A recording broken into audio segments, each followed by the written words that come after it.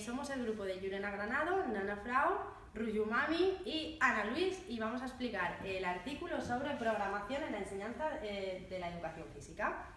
Este es el inicio del artículo y vamos a explicar un poquito los elementos que tiene la programación en sí. Son muy importantes porque sin estos elementos no se puede llevar a cabo la función, que luego explicaré.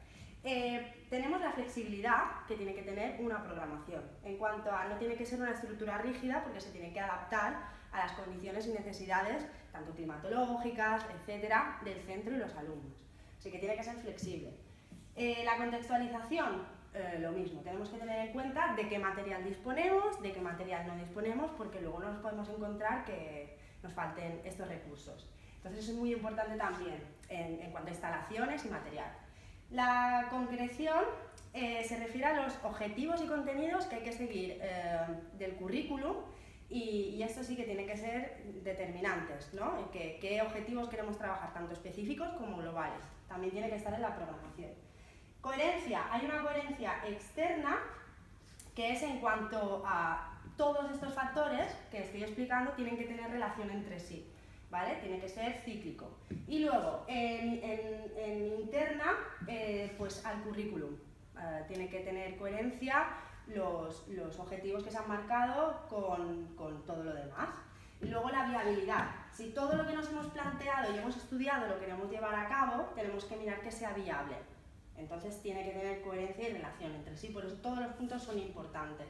Y luego la función de la programación, ¿cuál es? Una vez explicados los elementos, pues que sin alguno de estos elementos no es posible llevar a cabo una buena función de la programación. Y para que sea correcta y se pueda llevar a cabo, tiene que tener todos los elementos, como ya he dicho. Entonces, ¿cuál es su función? Organizar eficazmente. Y para que sea eficaz, es necesario todo lo que he explicado. En cuanto a contenido y estructura de la programación didáctica, tenemos que saber que parte del proyecto curricular y lo elabora el Departamento de Educación Física. Hay una serie de elementos que tenemos que tener muy en cuenta a la hora de elaborarla.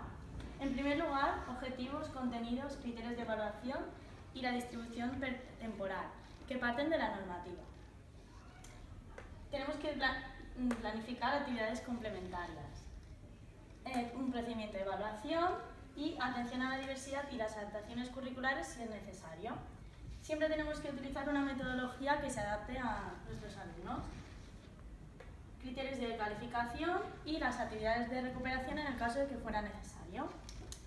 Finalmente, materiales y recursos didácticos, tenemos que tenerlos pensados con anterioridad y tener muy en cuenta las competencias. En la elaboración de la programación didáctica tenemos que tener en cuenta los objetivos, los contenidos y los criterios de evaluación.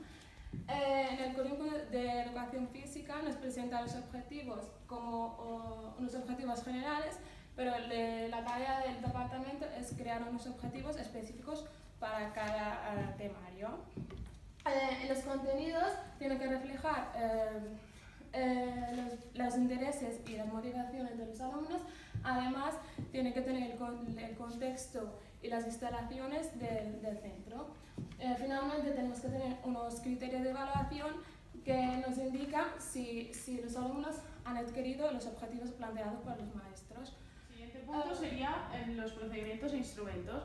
Aparte de especificar en qué consiste, tenemos que indicar en qué momento los vamos a utilizar, es decir, si antes, durante o después. El siguiente sería la diversidad tanto de capacidades como de ritmos de aprendizaje de los alumnos. Y finalmente tenemos las actividades complementarias y extraescolares que nos pueden ayudar a conseguir los objetivos. Eso sí, siempre tienen que estar enmarcadas dentro de la programación didáctica, es decir, tenemos que tener en cuenta los objetivos. Finalmente, comentar que después como sucesora de la programación didáctica tenemos la programación de aula, que es un conjunto de unidades didácticas que tienen que tener los puntos que hemos comentado antes, como por ejemplo los objetivos, contenidos, competencias, etc.